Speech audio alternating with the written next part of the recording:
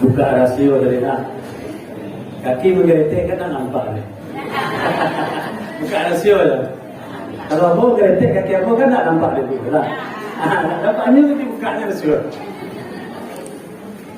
Assalamualaikum warahmatullahi wabarakatuh.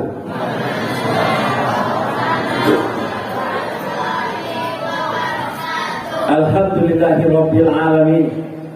Wassalatu wassalamu ala asrafil anbiya wal mursalin wa ala alihi wa ashabihi ajma'in. Asyhadu an la ilaha illallah wahdahu la syarika lah wa asyhadu anna Muhammadan abduhu wa rasuluh la nabiyya ba'da amma ba'd. Segala puji dan syukur marilah sama kita persembahkan kehadirat Allah Subhanahu wa taala. Karena atas izin dan ridho-Nya pada malam hari yang berbahagia ini Allah masih berikan nikmat dan rahmat-Nya kepada kita. Sehingga dengan nikmat dan rahmat itulah kita bisa hadir di Masjid Al-Muflihun ini dalam rangka berubudiyah, beribadah kepada Allah Subhanahu wa taala. Selawat dan salam kita mohonkan kepada Allah Subhanahu wa taala agar tetap tercurahkan buat baginda Rasulullah sallallahu alaihi wasallam. Allahumma shalli ala sayyidina Muhammad wa ala ali sayyidina Muhammad. Bapak Ibu jemaah tarawih rahimakumullah. Pada malam hari yang berbahagia ini tadi sudah kita dengarkan generasi penerus kita mencoba memberikan tausiah kepada kita bersama. Mudah-mudahan ananda kita ini mendapatkan inayah dan petunjuk dari Allah Subhanahu wa taala. Amin ya rabbal alamin. Kemudian dia bisa makin maju, makin bertambah semangat untuk mendakwahkan daripada agama kita, mendakwahkan Islam. Bapak Ibu jemaah rahimakumullah, sedikit kita mencoba menggali potensi diri kita yang ada pada kita dalam rangka menghadapi bulan suci Ramadan. Kita perlu membenahi diri kita, membersihkan diri kita, membersihkan jiwa kita untuk menghadapi ibadah Ramadan. Maka dari itu kita beri judul tausiah pendek kita ini adalah membersihkan jiwa, membersihkan diri untuk menghadapi ibadah Ramadan. Bapak Ibu jemaah rahimakumullah, kalau kita kaji diri kita ini terdiri daripada dua unsur.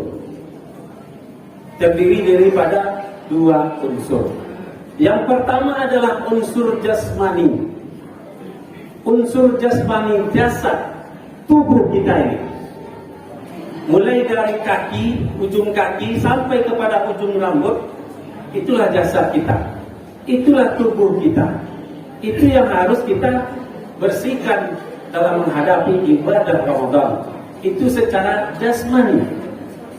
Nah, jasmani kita ini apabila dia sehat, tentu dia makannya banyak.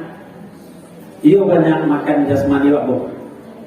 Bara tadi habis cendol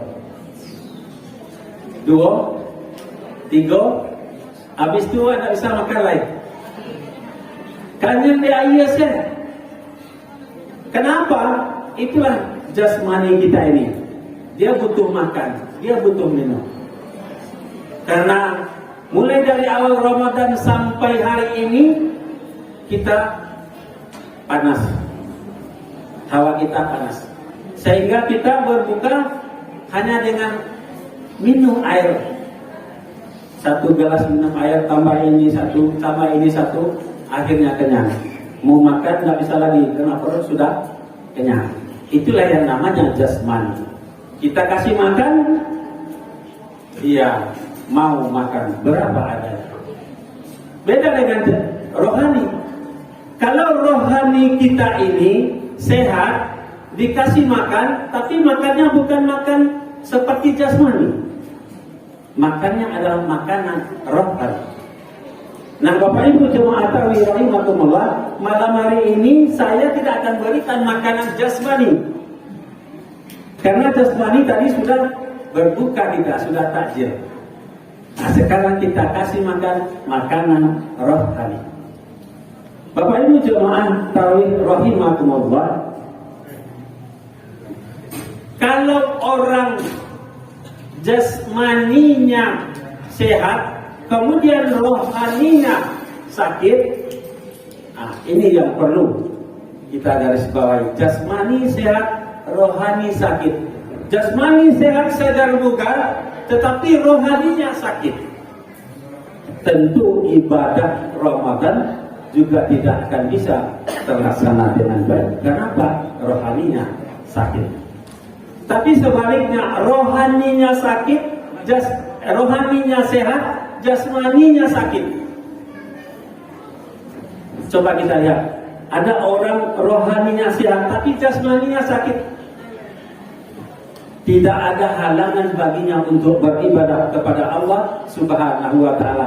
Sekalipun mohon maaf Bapak Ibu, kakinya sebelah atau tangannya sebelah, karena rohaninya ini sehat, maka insya Allah tidak ada melihat situasi dan kondisi seperti apapun, dia akan tetap mendirikan beribadah kepada Allah Subhanahu wa ta'ala. Bapak Ibu jemaah tarawih rahimakumullah, kalau kita kaji jasmani, rohani, tubuh kita ini adalah salah satu organ yang sangat penting atau jiwa yang sangat penting. Artinya jiwa kita ini adalah jiwa yang berbolak-balik.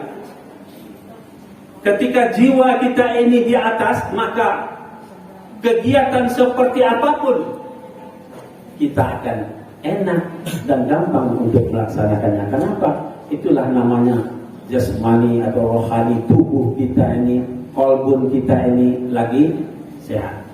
Bapak Ibu jemaah tarawih rahimakumullah, maka dari itu tubuh atau jasmani kita ini, rohani kita ini atau kolbun kita ini, kita bagi menjadi 3 tingkatan. Kita bagi menjadi 3 tingkatan. Tingkatan yang pertama adalah namanya kolbun salim, hati yang sehat. Kalau hati yang sehat, hati yang damai, hati yang bersaudara, hati nan bangun sana, hati yang bisa bergaul, hati yang bisa menyesuaikan dengan situasi dan kondisi lingkungan. Ini ramah, lama bergaul, senang bergaul, enak, semuanya masuk, tidak ada masalah. Itulah namanya qalbun salim, hati yang sehat, tidak ada masalah, tidak ada penyakit di dalamnya, mudah bergaul, enak. Tetapi hati yang kedua, Bapak Ibu jamaah tarawih rahimakumullah, hati yang kedua ada qalbun marid, hati yang sakit. Nah ini qalbun marid, hati yang sakit. Kalau hati kita ini sudah dihinggapi oleh penyakit, orang mengecehan SMS, senang melihat orang susah dan susah melihat orang senang.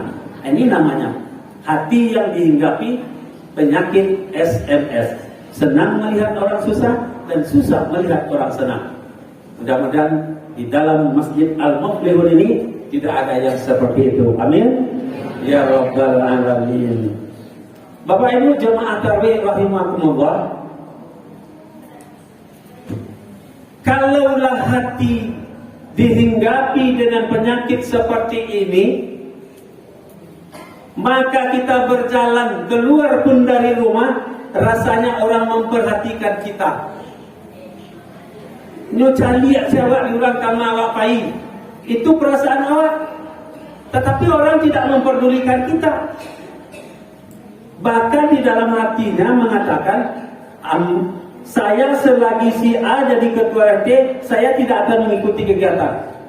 Saya selagi si A jadi ketua masjid, saya tidak akan beribadah ke masjid. Ada yang seperti itu. Tapi di situ lain tak. Di Tampe Ambo ada, bukan mau cerita Tampe Ambo itu begitu, tidak. Kebetulan memang ada di Tampe Ambo seperti itu.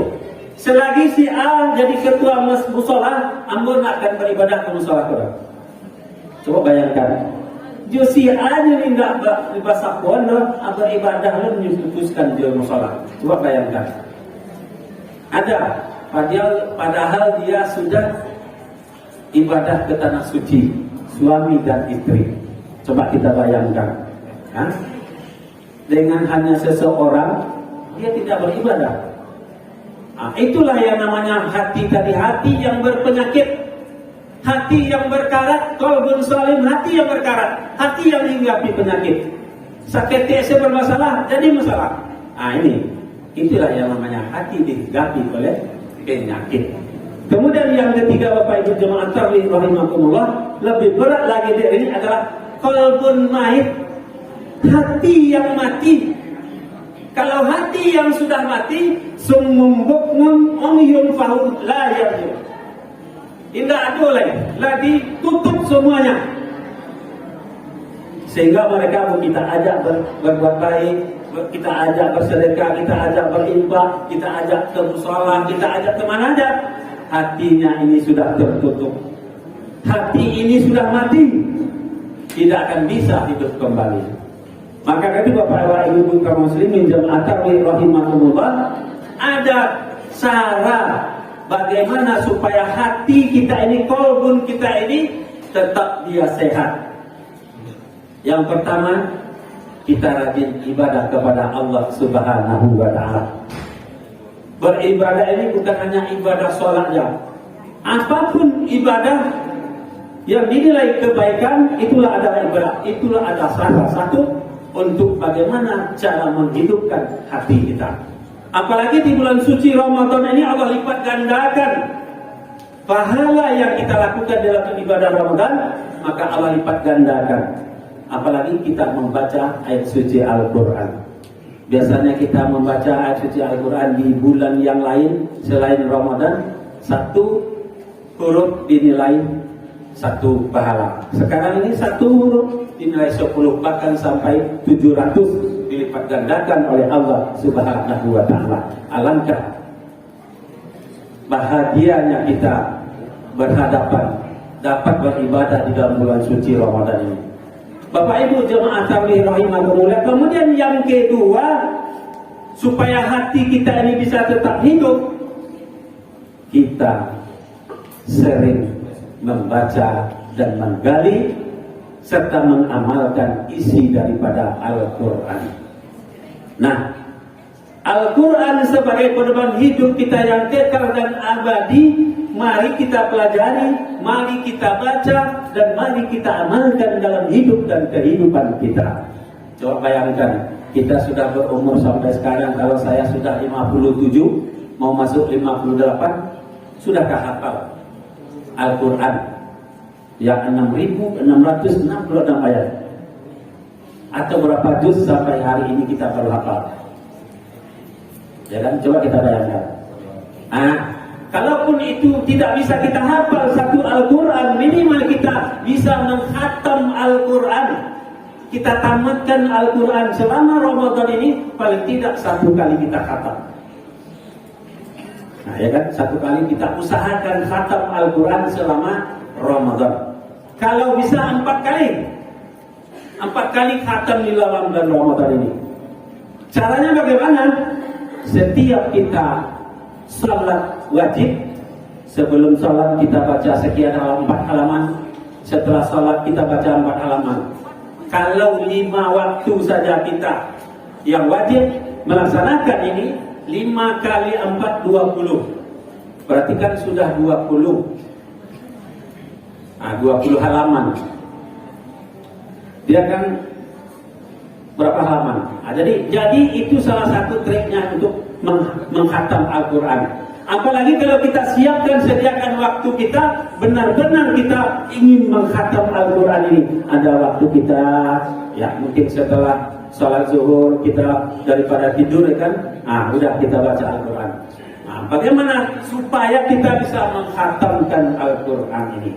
Bapak Ibu jemaah tarawih rahimakumullah, mungkin barangkali inilah salah satu yang harus kita lakukan dalam hidup dan kehidupan kita. dan hati kita, bagaimana supaya hati kita ini bisa bersih dan bisa menghadapi ibadah Ramadan dengan sebaik-baiknya. Kalaulah hati kita ini bersih, tidak ada dihinggapi penyakit-penyakit seperti qalbul marid dan qalbul maid, sehingga kita dalam Ramadan ini mempunyai qalbun salim, hati yang sehat. Kalau hati yang sehat, maka insya Allah ibadah Ramadan dengan ringan bisa kita laksanakan. Itu saja mungkin yang dapat kami sampaikan. Terima kasih atas segala perhatian. Mohon maaf atas segala kekurangan dan kekhilapan. Billahi taufiq wal hidayah. Assalamualaikum warahmatullahi wabarakatuh.